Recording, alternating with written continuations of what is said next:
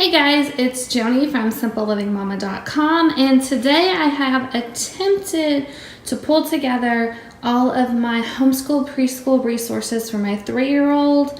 My 2-year-old does join in on some of the activities, as well as my 5-year-old kindergartner, but this is mainly for my 3 going on 4-year-old, my little preschooler. I wanted to show you guys what we're using this year, and I want to start out by showing you guys my homeschool preschool planner. Now I will pop a link up, a card up in the corner there so you can see how I have done this, because I do have older children. So I have combined my preschool planner with my planner for my older kids. But I use this to put together all of my curriculum plans. This year I have decided to do book themes. I am doing 1 book per month. Now you see this is a weekly planner.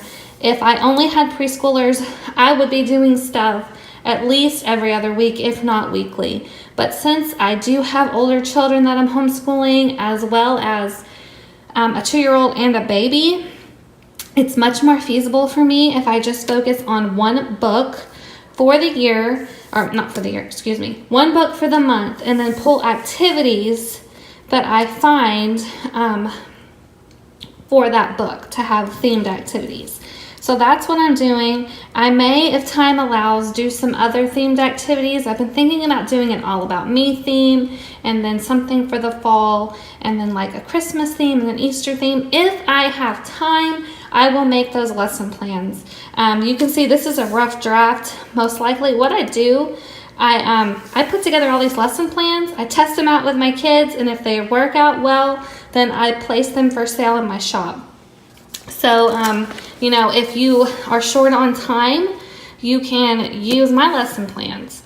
If not, my homeschool preschool planner is a great way to help you pull together all of your own ideas for your themes. I've also got a free course that will help you do all of this. So if you're interested, I know I probably sound like an advertisement, but homeschool preschool is my thing, I feel like, and I have a lot of resources on it on my website. So if you need help planning homeschool preschool, you can go there. Okay, so this is our Make Way for Ducklings. I've just done the preliminary stuff. I've been thinking about this for a long time, and I will be getting that together soon. So we do those themed lesson plans. This is another one that we're going to be doing again. I did this one last year with my now kindergartner, and I'm going to do it this year with my 3-year-old. This is Brown Bear, What Do You See? And I've already got a lot of this stuff together. There's a few things that I still need to print and put together, but so we're doing Brown Bear.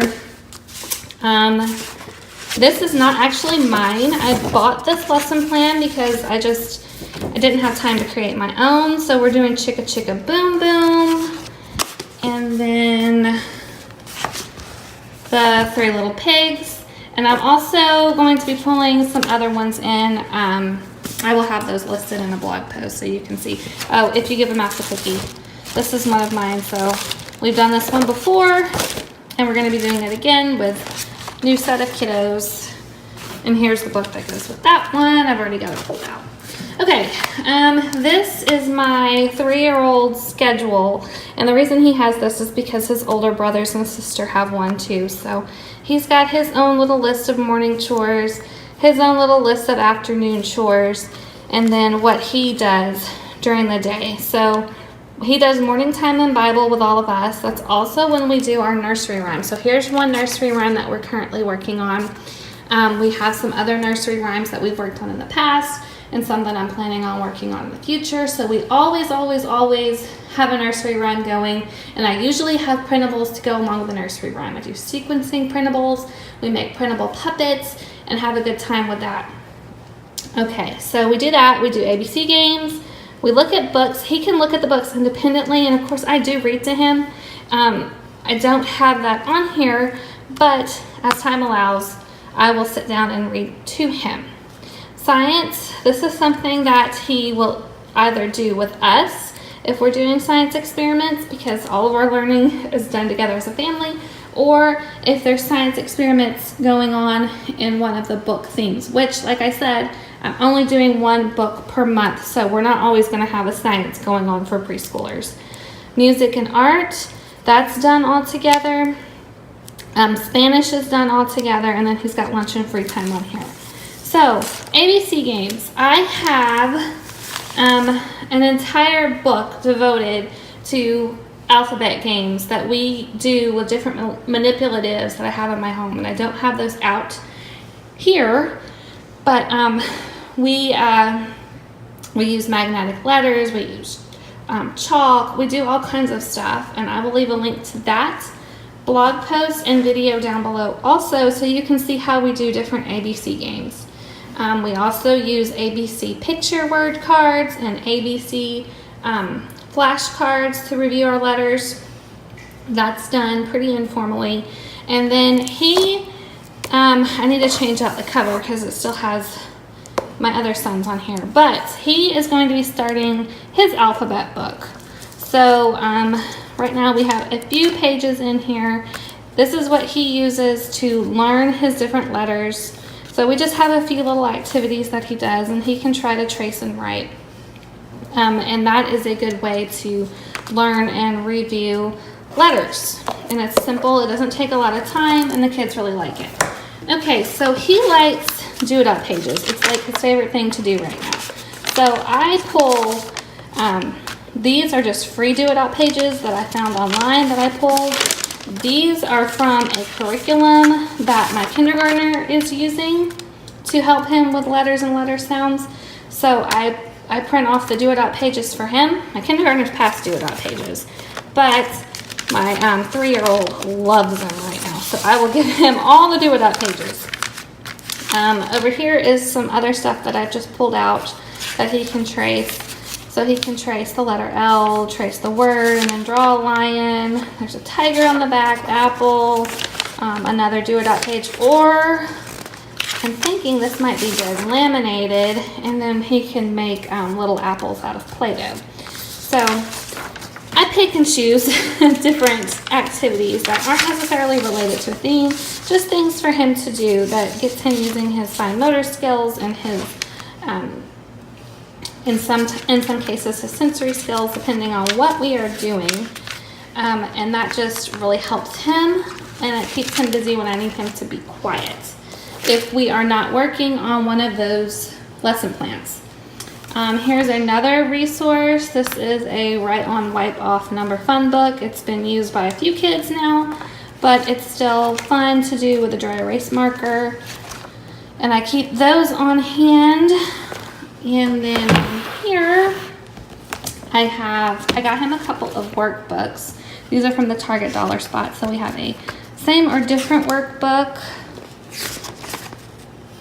that he has already started doing, and then another little alphabet workbook that we have sort of started working on.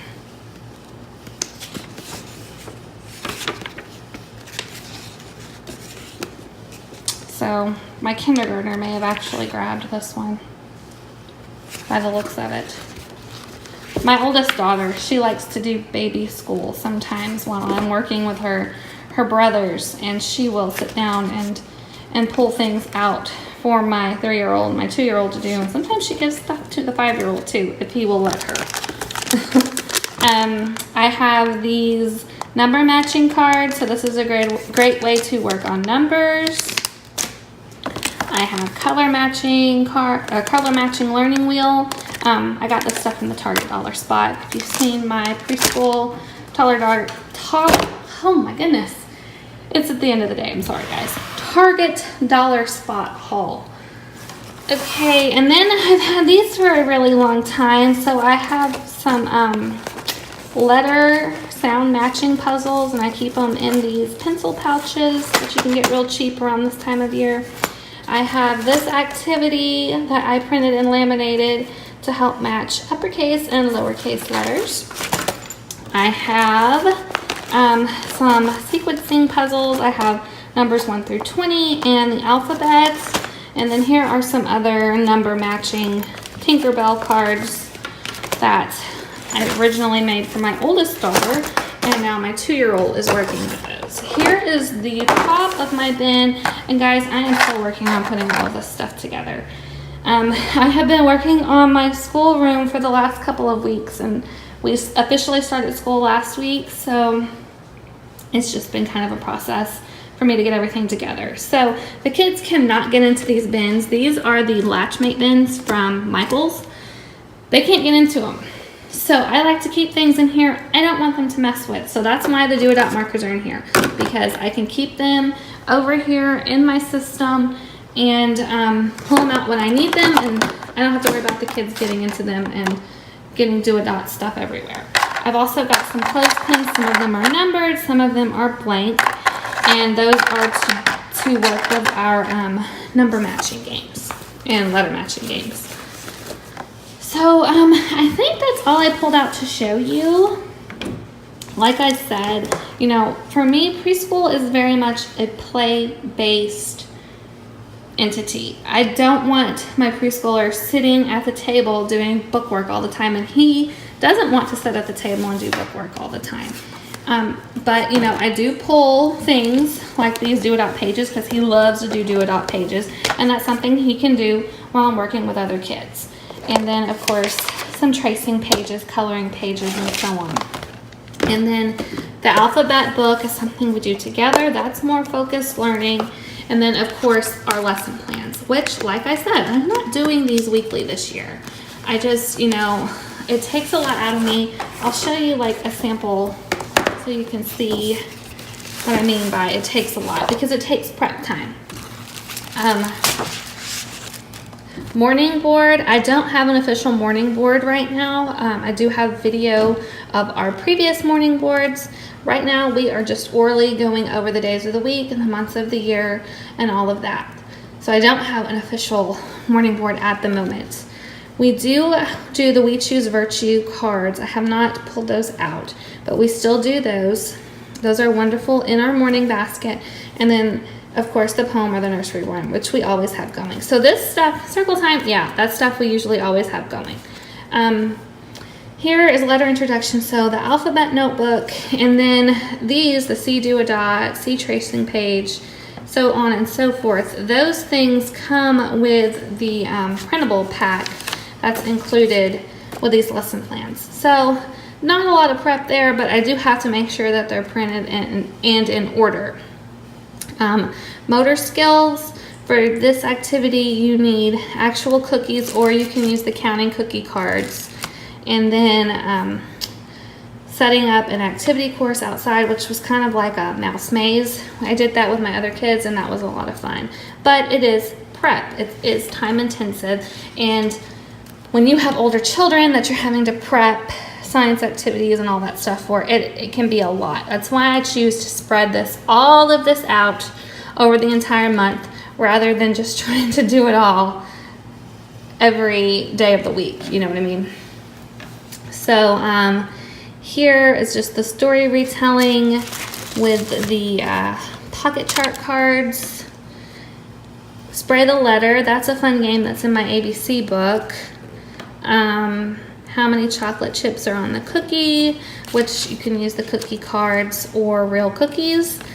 A lot of my gross motor activities are simple things. This one is making cookies, so you have to have the stuff to make cookies. An ABC cookie sand tray, that's a lot of fun for the kids, but it can be messy, so that's something that requires a little bit of supervision, or me needing to have the oomph to clean it up. Here's chocolate chip counting. Arts and crafts sensory play, so this is where things can get a little bit more intensive. Sensory bin, puppy paint cookie, a cookie collage, making a mouse puppet, and then I have the sensory bin repeated, so that's less intensive, but of course the read alouds, those aren't intensive. And then for outside play, I try to include in my lesson plan some nature things, because I am big on nature study. So with this particular lesson plan, we learned a little bit about mice. So there's a mouse fact page. We talked about where a mouse lived, and then we did a mouse notebooking page, which for a preschooler was pretty simple. They just told me what they learned about mice. I wrote it down, and then they drew a picture of the mouse. That's what my 5-year-old did. So that is the kind of stuff that I do for preschool. And that is what we're going to be doing this year. If you have any questions, leave them down in the comment section below. You can head on over to the blog post to see anything that I missed in this video. And yeah, give me a thumbs up if you want to see more. Subscribe and hit that bell if you want to be notified when I publish new videos. And I will talk to you later.